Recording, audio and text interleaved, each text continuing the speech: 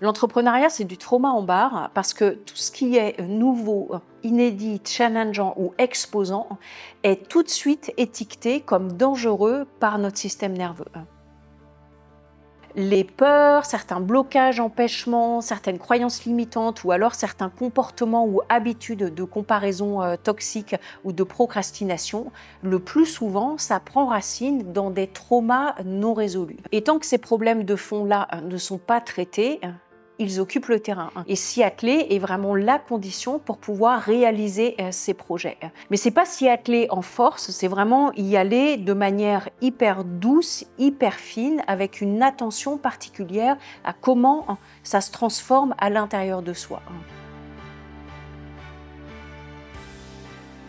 La réussite et l'épanouissement que nous cherchons dans notre vie en général, mais en particulier dans notre entreprise, se trouvent dans le travail que souvent nous reléguons au deuxième plan. Nous mettons la priorité sur des stratégies, des outils, de la méthodologie, des stratégies marketing et communication, mais en fait, sans ce travail de fond, tous ces outils-là n'aideront pas vraiment sur la durée à développer son entreprise.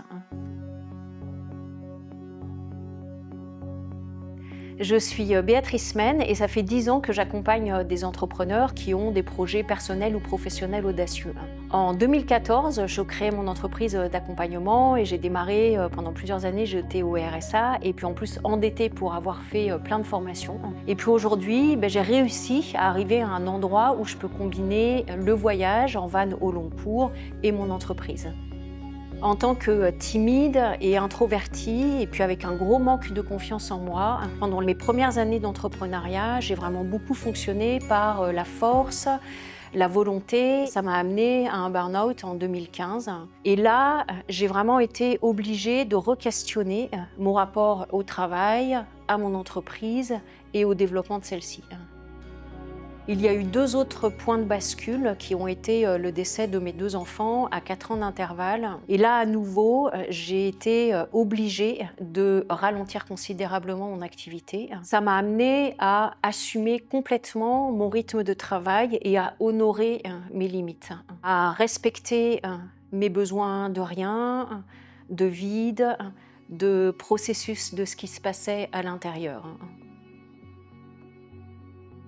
Finalement, cette posture permettait qu'autre chose à l'intérieur de moi, à travers moi, mais sans moi, puisse se faire et œuvrer à ma place. Et ça signifiait de lâcher le contrôle, lâcher la volonté, et ça c'est extrêmement difficile parce que le mental, il veut, il sait ce qu'il veut, il sait quand il veut, et il sait ce qu'il veut.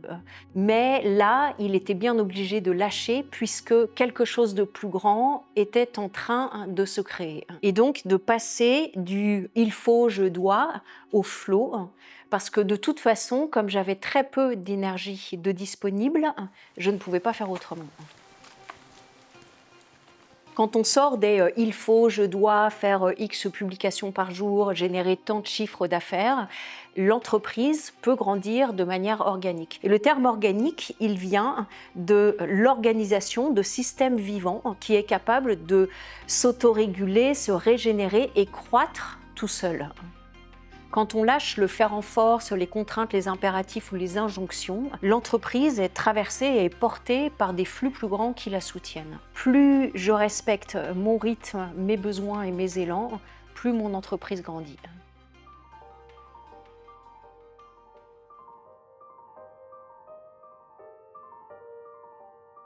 Un des grands apprentissages a été l'expérience du vide. Et d'ailleurs, la physique quantique nous montre que 99% de ce qui est autour de nous est du vide. Et dans ce vide, j'ai vraiment fait l'expérience que ça n'était pas du vide-vide, mais que c'était un vide fertile. Ce vide est plein d'informations, de potentiels, de possibilités qui sont prêtes à se manifester et à se concrétiser.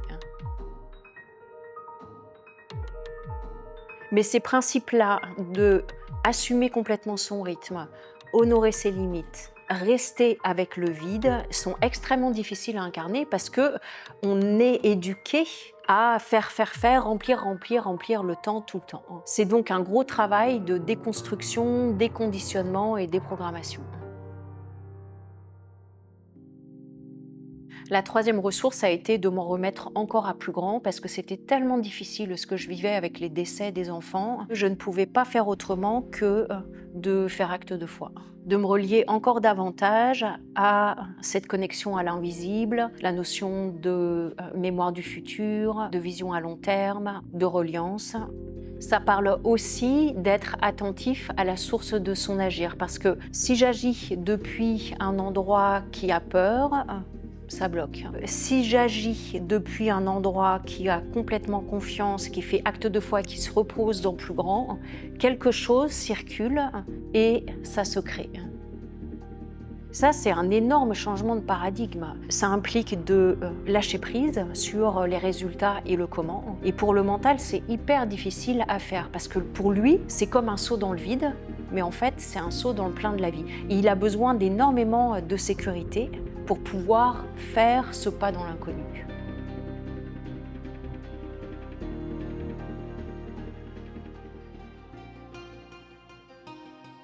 Pour moi, il y a 4 clés pour avoir une entreprise prospère, qui sont aussi 3 contre-vérités ou discours qui sont largement diffusés. La première étant que nos capacités de manifestation ne viennent pas de notre mental. Parce qu'en fait, 80% vient de la physiologie. Nos capacités de manifestation prennent racine dans notre matière-corps. Et c'est elle qui va influencer nos états d'esprit conscients et inconscients, notre état émotionnel et notre énergie. Donc, travailler avec le corps et passer par le corps pour développer son entreprise est indispensable.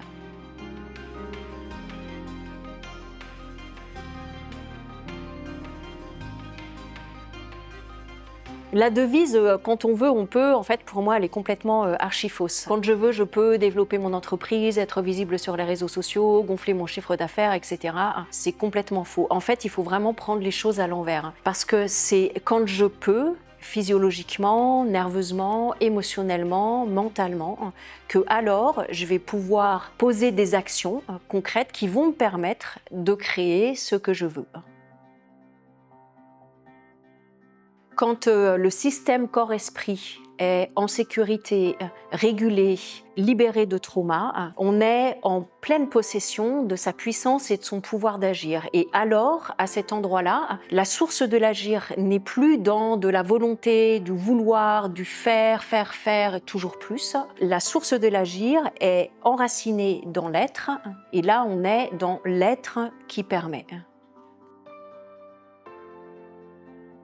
Et le troisième point clé, qui fait souvent défaut chez les créatifs et les intuitifs, c'est la structure et l'organisation. De manière assez contre-intuitive, le cadre et la structure va venir soutenir de manière considérable ces modes de fonctionnement intuitifs, de guidance par le plus grand et de spontanéité.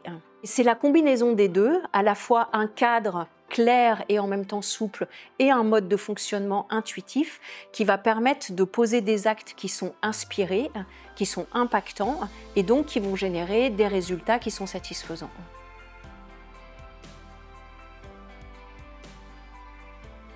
Il est donc vraiment nécessaire de venir travailler sur cette notion-là de sécurité intérieure, physiologiquement, nerveusement, émotionnellement, pour pouvoir agir de manière complètement différente. La notion de sécurité intérieure, elle est cruciale et elle ne se joue pas au niveau mental, elle se joue vraiment au niveau physiologique et organique. Le lâcher-prise, c'est pas une action, mais c'est un résultat.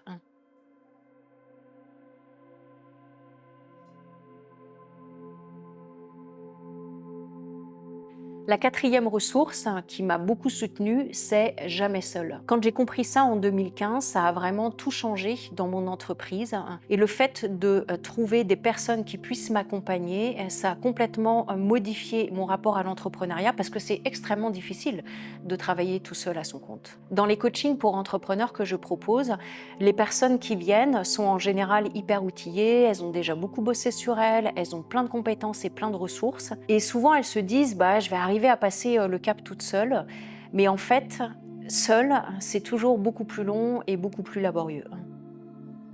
En fait, mener une entreprise au fil des années, c'est comme dans la vie. On va passer des caps, des paliers, des phases, et chaque étape est une nouvelle rencontre de soi, et puis une rencontre de soi un peu plus profondément. Et le fait d'être accompagné permet des transformations plus profondes. C'est comme en thérapie, c'est pas 3 années de travail tout au long d'une vie qui va permettre d'amener des changements profonds. Pour l'entreprise, c'est exactement pareil. C'est régulièrement qu'il est nécessaire d'aller travailler sur son entreprise, à savoir son leadership, sa posture, sa vision, ses grands pourquoi, la cohérence entre ses intentions, sa vision et ses actions. C'est un travail invisible qui ne semble rien produire de concret sur le coup, mais en fait, c'est les fondations d'une entreprise. Et puis finalement, c'est comme une maison. On ne voit pas les fondations et la charpente, mais c'est pourtant ce qui est nécessaire à la bonne durée de vie de la maison. Tout ce travail, pour moi, c'est vraiment 50% du travail qui est à faire sur son entreprise. Et quand ces 50%-là sont faits, le reste est tellement plus facile et se déroule tellement plus fluidement. Et c'est bien parce que ce travail-là est invisible, sensible et subtil que c'est souvent un aspect qui est négligé par les entrepreneurs. Il y a des challenges communs aux entrepreneurs et des sujets avec lesquels moi j'ai beaucoup bataillé. Le premier étant la question de la confiance en soi, du sentiment d'imposture et d'illégitimité. Cette impression de n'être jamais assez, de devoir toujours apprendre encore plus, de savoir mieux faire, de développer des compétences. Et ça, souvent, ça conduit à une comparaison toxique. Cette comparaison toxique qui va amener une baisse d'énergie, une baisse de vibration, une perte d'alignement et une perte de connexion au flow. Et aussi souvent, cette comparaison toxique va amener une posture de victimisation qui va, elle, engendrer de la perte de confiance, de foi, de la démobilisation et de la procrastination.